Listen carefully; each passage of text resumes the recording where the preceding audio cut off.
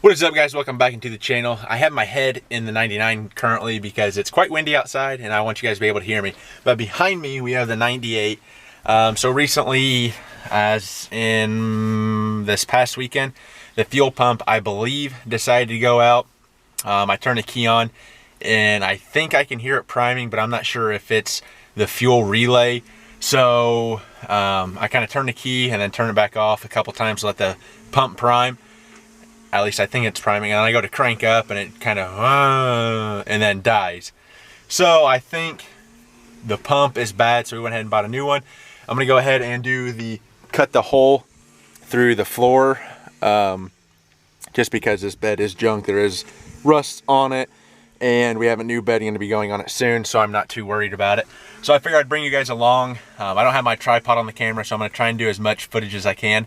But on the GMT 400 website, there's a guy that made the measurements for the access panel. I'm gonna go ahead and get those measured out, and then we're gonna get to cutting. I do have water right there for standby if the camera will focus, sorry.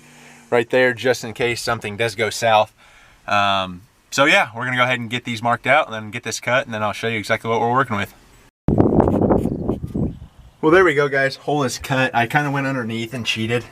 There are measurements and stuff, but I just went underneath there and drilled a hole on each side of where the tank was, and then I just measured that distance, brought it over, and then measured it, and it worked out perfect. I could have even came back a little bit further, but I drilled my hole over there to kind of miss this cord here because it does bunch up here in the middle and it gets a little bit higher. So I want to avoid that, but I got one fuel line off. I need pliers to crimp that and pull it off, and then this one I need to pinch and then slide off. But other than that, we should be ready to rock and roll. I need probably a hammer to break that locking ring free, but no big deal. I'm gonna show you guys, or I want to show you guys, excuse me, the steps here real quick. I was gonna try and just bend this back, but I didn't cut it far enough. If I would have cut it all the way up to where this other hole was, I probably would have been able just to bend that piece back and pull it out, but no big deal. We went ahead and cut it. I'll just tack it in each corner, make sure it's good to go, and then we'll go from there. So guys, we're in the 99. As you can tell, I got that hole cut in. I got the old pump out, the new pump in, all the rings are on, but I had to run to town to get some new fuel line clips here. GM and Chrysler use these, or have a special tool to take them off. I have that tool. Basically what happens is you slide it in and it spreads those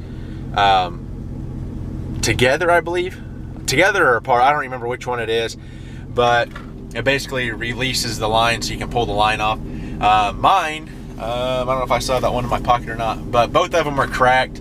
So I just went ahead, you can get this. It's got 6 of them and it's 5/16 and 3/8 fuel line, or 7 and 9 millimeter and 9 and 5 millimeter fuel line. So we went ahead and get those. We're gonna run back, hopefully get these thrown on, probably try and start the truck real quick. I do have a new mass airflow sensor we're gonna be changing also, just because guys said that could be a culprit. And then I also need to change the fuel filter. I tried that the last time, but man, it's on there. So I don't know if I'm gonna have to throw a braided line on somewhere through there, like a high pressure braided line, and get rid of the, I'll say, the threaded on fuel filter, or the original fuel filter on there. Just do like an inline type one instead of the threaded one.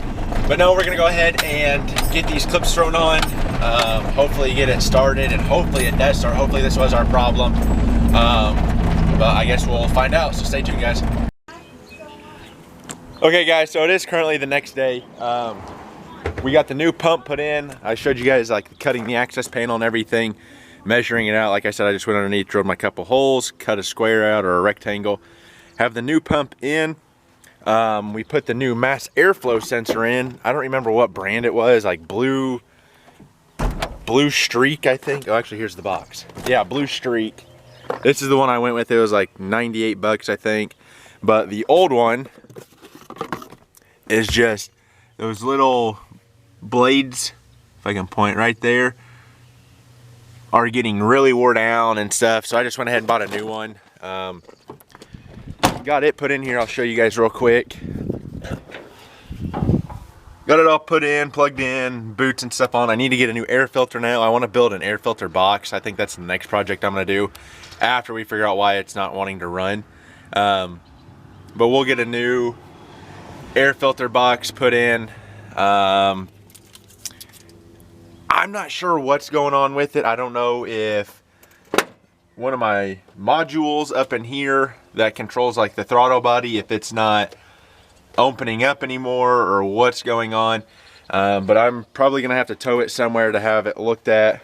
But I don't know, it's one thing after another, I guess, with this truck. But I guess that's the perks of owning a vehicle. I mean, they all have problems and stuff. But underneath, I did end up cutting out the old fuel filter. I mean, it was so bad I started to twist the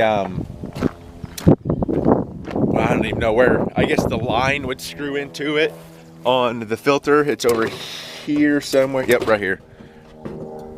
So I actually started to twist, like I rounded that one off. And I mean, I don't know if you guys can tell, but that fuel that comes out of that, it's just black and nasty looking. So that's why I went ahead and replaced it.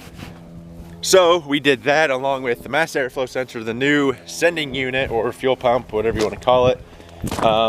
And then the filter down here, once I crawl down here, what we did, since I cut that off, hopefully you guys will be able to see this all right, is this filter here is just, I don't know, I call it like a nipple style filter, the ones that just slip into rubber hose. It's actually off, I think it's for a Ford. It's just a 3/8 inline, just nipple style filter. I got a foot of high pressure fuel line hose. And then these clamps are actually injector clamps. They're not normal like hose clamps, because like normal hose clamps have like a bunch of those little like slots in it and they actually dig in to the rubber hose.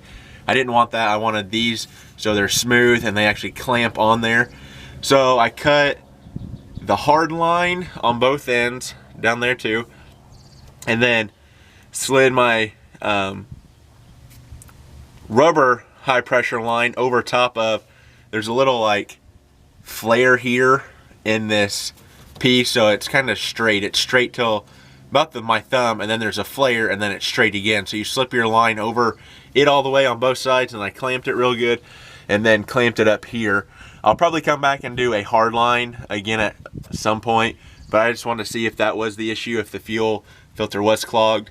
Well, that ended up not being it, but I guess that's one less thing we have to change later. But oh, let me climb back up here. Like I said, we're gonna tow it somewhere. Hopefully they can figure it out. Like I said, I don't know if it's the throttle body that's bad now or what the problem is, but I can show you guys real quick what it's actually doing. So you can turn the key on, the fuel pump primes, and then that's all we get with every start. It runs for maybe that 3 to 5 seconds and then dies. So I just started to eliminate everything. I'm gonna say it's throttle body somewhat related, but I'm not entirely sure. But I'll keep you guys updated and I'll let you know what happens. But remember, learning as I do, doing all of, I'm the GM man. I'll catch you guys in the next one. Peace.